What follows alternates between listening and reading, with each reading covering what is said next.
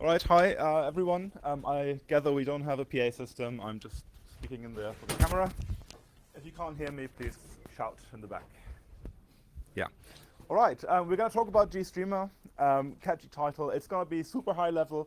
If you're hoping for any in-depth information about GStreamer, you're not going to find it here, but you can catch me in the hallway later and we can talk about anything. Right, I'm Tim, that's Sebastian. And well, first of all, who are we? We're long-time GStreamer developers. We've been hacking on it for 10 years, roughly. We work for Centricular, which is a new little startup consultancy, and we do consulting around GStreamer, multimedia, and graphics stuff. So what are we going to talk about? First of all, quick intro to GStreamer. What is that thing? Secondly, the biggest part, we're just going to, as I said, very high level, just mention different things people are doing with GStreamer. And then at the end, we're going to talk about a little bit about sort of what's coming up, what are people working on, what features do we expect to land soon, maybe what's missing as well. Right, so GStreamer, what is it? It's a multimedia framework. It's pipeline based. That means there's a concept of a flow, something produces certain types of media, and then you have a pipeline, and you have building blocks, and you put them all together, and then somehow the media flows from one to the next. And all these building blocks have different functions. So you might have something that, outputs stuff to the screen, or it writes it to a file, or it, scales it, or transforms it, or applies a little funny hat effect, or whatever. All these things. And it's very much like Lego. You just have all these different pieces, you can put them together, and then you just say, go, and it does stuff. So basically what it provides is, it's all plugin based, so you can write your own plugins. There are hundreds of different plugins. But GStreamer itself is a library, so you can use it in your application like everything else. So you use all these plugins, you as Lego pieces, you build your Lego thing, and then you just set it to play. And we try to be super generic, so we build on other people's work. Like for codecs on the Linux desktop, for example, we would use libav or ffmpeg. We wrap other people's libraries and other people's multimedia work, so it's not like we reinvent everything from scratch, but we just provide the framework and let the hard work, leave that to other people. It's open source, LGPL2, which means you can write proprietary applications on top of it. You don't have to publish your code. You can write proprietary plugins and keep them to yourself. Although, making them open source is always nicer, but, sometimes you can't. So that's proprietary stuff, perfectly fine. It's cross-platform, Linux, embedded Linux, Android, iOS, Windows, OS X, you name it, we've got it. And we've got binaries for it as well. It's a stable API. We guarantee backward compatibility. And you don't have to write everything in C if you don't want to. We provide bindings for high-level languages, Python, JavaScript, whatnot. Just to make that point clear, things GStreamer is not. It's not a server of any kind. It's not a media player. It's not a transcoding tool. It's not a codec or a protocol library. You can use GStreamer to do all of these things, but it's just a library for you to do anything multimedia related. And our goals are we want to be super flexible. We want to integrate with everything and everyone. Both of you should be able to use more or less anything in as a plugin in GStreamer. But likewise, you should be able to use GStreamer in anything you do, whether it's a web browser, whether it's a server application you're writing, whether it's a little handheld device thingy you're writing, whatever. It should work everywhere. We shouldn't say, okay, but only if you use that toolkit and that. We try to work everywhere. We have a super large active developer community. I think we've got a great community. So whenever you have a problem, chances are there are loads of people who've run into it already, which is great. And we also have a large commercial ecosystem. There are loads of companies building products on top of GStreamer. And even more importantly, these companies, they don't just take the stuff and go away and do their thing, but many of them actually, there are loads of those as well, of course, but many of them, they actually contribute back. So you've got companies which contribute fixes and code all the time, which is great. And of course, you've got consultancies as well, not just one, multiple ones. That's always good to have if you're building stuff. All right, over to Sebastian. Okay, hello. So let's start with the stuff people are doing with GStreamer. First, let's start with the boring things. Like it's used in desktop environments and desktop applications. If you use Linux, you probably use it somewhere. It's used by GNOME, Enlightenment, XFCE, KDE. Used for media players, screen capturing, camera usage, all the stuff. It's used by Qt, by the Qt multimedia subsystem. It's used by the OpenJDK. It's used by LibreOffice, OpenOffice. So whatever you have on your desktop, you will probably use it, at least on Linux. And well, this kind of stuff was where GStreamer found its first large-scale usage. But as said, that's boring. Let's go to the more interesting things. So let's go to the web. It's used in WebKit in 4 different ports at least, in the GTK, and the EFL, in the Qt, and in the Windows Cairo ports. And there it's used for all the HTML5 media stuff. It's used for media source extension. It's used for web audio, for everything basically. It's also used in Firefox. Not that much there. They're just using it as a codec library. I think by default on Linux, and you can compile it on OS X and Windows, but it's not the default. Then since a few days there's a Blink extension, a Chrome extension, where you can then just use GStreamer to do all the stuff, all the media stuff in the browser instead of whatever Google is providing you. And then there's a new WebRTC client-side implementation since last year October called OpenWebRTC, which is also just wrapping around GStreamer. And well, it's a very little code base. I think it's something like 10,000 lines of code, and all the heavy work is done by GStreamer. What they provide is sample applications for Linux, Android, iOS, and OS X. Currently it's work in progress, and soonish there is integration into WebKit planned. Then on the server side, of course, we also have quite a few applications there. Most important, let's say Currento currently, which is a WebRTC HTML5 streaming server thing. It's huge, it's very enterprisey, and you can basically do everything with it. But we also have smaller things like all kinds of little streaming transcoding servers that are built on GStreamer. We have our own RTSP server implementation. We have stuff for Dash and HLS. You can even buy some commercial hardware boxes where you plug in some inputs and it's just encoding stuff and sending it to the network. Then what we also have is a DLNA server implementation called Rigel, which exists since quite a few years already, works quite well. And it's using GStreamer for example for transcoding on the fly. If your device can't handle a specific codec, well, it's just transcoding on the fly. You don't notice anything, just plays afterwards. Yeah. Then to a few more interesting things. It's used in video editing applications. So what you see here is, well, standard nonlinear video editor interface. This is PTV, open source application, and it's using GStreamer for all the media handling, for the editing, for the encoding, for reading of files, for effects. And well, there's currently a fundraiser still running if you want to donate some money on it, so it becomes even better. And in the end, it's all the work that is done on PTV is also helping GStreamer in general. And PTV is based on the GStreamer editing services library, which, well, is, as said, used in PTV, but it's also used in quite a few commercial products nowadays. So there's, for example, this one here.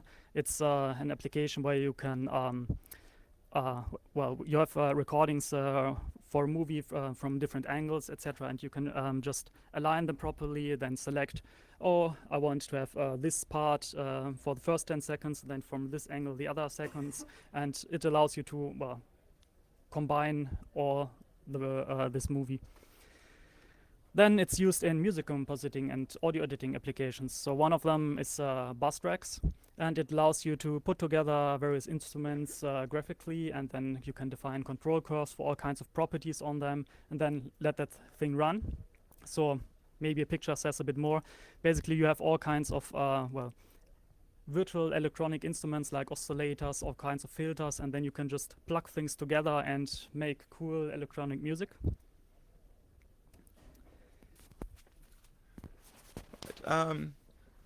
There's one thing people use GStreamer for quite a bit. It comes up in loads of different scenarios, which is multi-device synchronization. You will notice we'll mention it multiple times. One of them is, for example, you've got a classroom thing, like everyone has tablets, the teacher has a tablet or a computer, and you want to stream that to all your students, and the students should sort of be able to follow what the teacher does, or likewise. You will think, okay, a picture, 50 tablets, a solved problem, just use multicast or whatever. It's in theory quite simple, but in practice it's a little bit tricky because you've got Wi-Fi, so Wi-Fi. You can't use multicast in practice. You deal with random access points and infrastructure that you don't control the hardware of, so it's quite challenging. You've got bandwidth is very limited. You've got all these different devices. It has to work with all these different versions, etc., etc., etc. So it's quite tricky to do in practice. That's what it looks like. 50 or whatever, 30, I don't know, haven't counted, tablets. That's what it looked like before, and later they're all in sync. And I can't show you the video now, but if you look at the video, it's quite nice. The teacher does stuff on the tablet, and you can see how it, with very low latency, sort of updates on the other bits. That's for you. Yeah, then what's relatively new is that GStreamer is used in quite a few commercial ingest or playout servers. Basically the goal is you have all kinds of inputs. You want to record them live, you want to broadcast them, you want to mix them together, and in all that it's very important that you have some fixed defined latency, and things just shouldn't fall apart. And especially everything has to run reliable for 24 hours, 7 days a week. It just must not fail. And well, there are a few applications that are doing this, or stuff like scheduling of recorded shows, overlaying things, putting subtitles in there, or some kind of news sticker. Some of them are using the GPU for all this fancy mixing stuff.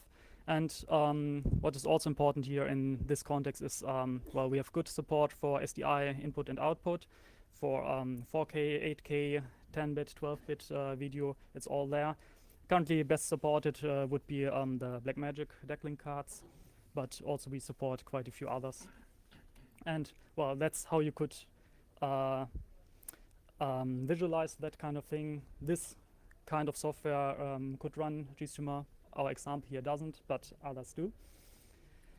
Then just to go back to the server stuff, the problem in GStreamer is always you have these pipelines and you put stuff together, and then data, buffers, video, audio starts to flow. And our problem has always been that, well, if there's no data flow somewhere, then the whole pipeline sort of gets jammed. So it's quite recently we now have lots of video mixers and audio mixers which work very well with live input, which is something you need in that scenario. That's where the defined latency comes from. So that's in Git currently. That's quite nice. Of course, GStreamer is used on set-top boxes. There are different kinds of boxes. Some are just IPTV type things. In hospitals, they just stream different TV channels over multicast or unicast over IP. Some are personal video recorders, of course, live TV, DVB. There's catch-up video, iPlayer and stuff like that, and also video on demand. Video on demand is basically, well, it might be for pay or it might not be for pay. It could be encrypted or not. Those usually use quite low-cost chips, which makes it sometimes a bit challenging. And there are loads of people who do set-top boxes using that. UView is one of them, which is like a BBC, not subsidiary, but company. Dreambox make Dream hardware. There's a French company which uses them. You know what a set-top box looks like. That's what it does. It's same for TVs. It's actually used quite widely in TVs. I think all the major TV manufacturers use GStreamer somewhere these days. LG does stuff with WebOS. Samsung has announced Tizen TVs now, which also includes GStreamer. That's quite cool.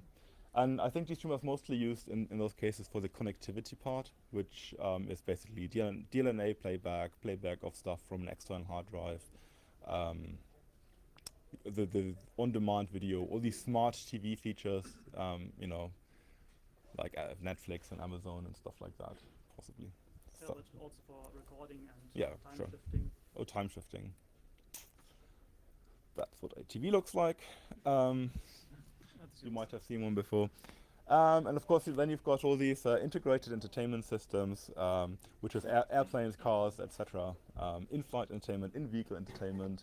Again, you have video on demand. You know, if you're in a plane, of course, you just choose what to play. In a car, you might want to share your screen between different users, and your network connection is limited, so you can't play the same clip 3 times and download it, but you have to download it once and share it out and things like that. And again, synchronized multi-device playback. You know, you have a security announcement and blah blah blah in your, at the beginning of the flight, in your plane, and you want it to be played on all 180 seats in sync. Apparently, it's quite challenging. I don't know. I have been on a new plane recently, and the sync was out for 5 seconds. It's amazing. Boeing 777. It's also used in little planes like that, like a Challenger plane or Learjet or something, business plane. So the entertainment system there use GStreamer. Just that. Yeah, then it's also used for video walls or distributed speaker systems. And in those cases, it's always important that you have, well, for the video, frame accurate synchronization between all the different devices. For audio, well, you need even more accurate synchronization, and well, we can do that over the network. And there's also a little, well, example demo application called Arena that you could use to set this up in your own network and just play around with it. If you look at the code, it's really small, and it's allowing you to, well, show the same video or audio on a lot of different devices, and it's completely synchronized. There's also an Android application using that, so you could even use it on your phone or your tablet. And there are also well, quite a few commercial products used for control rooms or, well, command rooms, for video walls, for digital signage, and, well, also for this kind of huge control room things. It's quite amazing what people are actually doing. Drones, yes. Well, most of them, if you watch Homeland, it's all military and espionage use, but actually increasingly people are using drones for all kinds of civil use cases. And they're doing stuff with GStreamer on them. I mean, it's rescue and emergency stuff. It's both sort of, I don't know, well, you could deliver medical aid, for example, or you're on disaster relief, remote areas which you can't easily access. It's used apparently for law enforcement, I've been told, in the US, long roads in the middle of nowhere where they enforce a speed limit using that. Packet delivery, we have to see. And also is quite interesting. It's used in a few places, in remote places, to make sure that no fire is happening there or no other disasters. So if you have a huge jungle or a huge, how do you call it? Steppe? Well, Right. Augmented reality, yeah. So this is a demo. I don't know. It's very hard to see, but so you've got a guy here, and one of these Oculus Rift kind of things. So it's basically, you get to see stereo video. You got a stereo impression, and the camera is on the little digger. It's like a digger, sort of an excavator. And the idea is that the guy with the glasses sort of remote controls the excavator. And of course, that needs to be very low latency. It actually uses WebRTC in this case, so that's quite nice. well, we don't have that much time anymore, so I will skip a bit. But well, I'll just say a little bit about these things. It's used in all kinds of home security systems, for security cameras, for, well, motion detection. You just want to start recording once something is moving. It's used for, well, streaming these things, so you can, well, observe your home when you're in your holidays and stuff like that. Then it's used actually quite a lot for all kind of IP conferencing and communication, and in those cases, very important, absolutely low latency. You want to have all this kind of stuff work with lots of participants. And there are a few commercial products that are doing that at a very huge scale. And things like WebRTC or SIP are, of course, used in these cases and perfectly supported. Then what's also quite nice is it's used for event recording and broadcasting. So for example, there's an open source application called Tim Videos, not related to this Tim. And it was used last year at LCA for recording all the presentations and streaming them. But there's also a commercial company called Ubicast, which is providing services to record all kinds of events and stream them. And they are also using GStreamer inside a proprietary application. Then it's also used for media management and publishing. There's the Media Goblin open source project, for example. Basically what it allows you to do, deploy your own YouTube, Flickr or SoundCloud kind of thing. It is or was, we're not completely sure, used by Ardu, which is some kind of Spotify-like service in the US. And they were or are using it in the backend for streaming. And then, of course, it's used in lots of mobile and embedded devices. As said before, it's used for iOS apps, for Android apps. But there are also actually some Android devices that include it in the system. For example, the Samsung Galaxy X cover. So if you have that one, it's using GStreamer inside. You might not know. And it's part of lots of embedded Linux SDKs. You will notice it. Then, quite fancy thing, it's used for gravitational wave research for the LIGO project, which is for Laser Interferometer Gravitational Wave Observatory. I have no idea what that does exactly, but what they are trying to do is they are trying to detect gravitational waves from collisions or of neutron stars or rotating neutron stars. It's quite fancy stuff. And they have large-scale signal processing pipelines using GStreamer with thousands of filters, and they need perfect synchronization. If after 30 hours there's a drift of one sample, they will complain, and they fixed quite a few bugs like this already. And large parts of this are free software. Right, and we had a guy who actually, well, I think it's just a little Android app, but he used GStreamer to put stuff on the International Space Station, little application for astronauts apparently to help them with different procedures on their smartphone, which is scheduled to go up. I don't know if it's up yet. Quick, the future, we don't have much time. What are we working on? What are we hoping to improve in the near future? Development tools, it's been one of our weak spots. There's a new tracing subsystem in Bugzilla. We still have to review it. Based on that, we hope that we'll be able to develop better tools for debugging stuff and tracing stuff and performance optimizations. Continuous integrations, builds for all operating systems exist already. We want to create binaries automatically. Testing, a lot of testing and QA stuff is going on. GST Validate is a new suite which is proving to be increasingly useful. GST Harness is a new API to create unit tests. On the feature front, sorry? You missed one important point, the convenience APIs, because that's also what people are often complaining about, that it's so difficult to write a player and, for example, and we now provide more easy APIs to, well, you can write the playback application in 10 lines of C code. I apologize. Features, trick modes. Trick modes is a big area. There are lots of different types of trick modes. The adaptive streaming type trick mode is sort of very important to many people, so that's being worked on. But also for local file playback. Stereoscopic 3D support, hopefully going to land soon. Editing support is being improved. Dash HLS, both the serving side and the client side are being improved. Cross-platform support, the other platforms, we're trying to get them up to, I mean, you know, all platforms should be the same level of quality, make sure the plugins work great, hardware acceleration should work, you know, on iOS and Android, etc., etc., etc. Yeah. Anything else? We might have time for one single question. Does anyone have any questions? Thank you very much. No time. Impressive, it seems. Maybe GStreamer is just not doing coffee. That's the only thing it's not doing. But so it can. It can. It could. So we have time for one question.